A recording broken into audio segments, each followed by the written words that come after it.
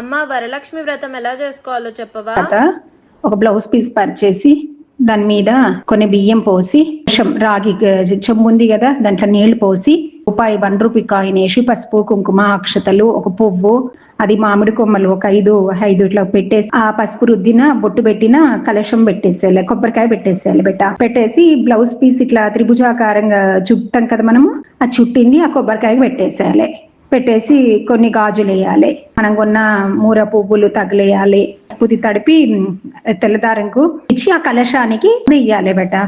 వేసేసి యాజ్ గా చిన్న పసుపు గణపతితో కొంచెం అరటిపండు ఏదో నైవేద్యం స్వామికి ఫస్ట్ గణపతికి చూపించేసి తర్వాత అమ్మవారికి పువ్వులతో అష్టోత్తరం కొంచెం చదువుకోమని వ్రతకల్పం ఉంటది అనమాట, చదువుకోవాలి. చారుమతి కథ ఉంటది, చదువుకొని అక్షంతలు మనం చల్లుకోవాలి బెట. అమ్మవారికి చీరే బ్లౌజ్ పీసులు పసుపు కుంకుమ గాజులు అవి అమ్మవారికి సమర్పించాలన్నమాట. మనం ఎప్పుడు కూడా పసుపు కుంకుమలతో నిండు నూరేళ్లు మంచిగా ఉండాలని చెప్పి కోరుకోవాలన్నమాట. చేసిన ప్రసాద్ నైవేద్యం చూపించాలి అమ్మవారికి. సరేనా బెట్ట, జాగ్రత్త.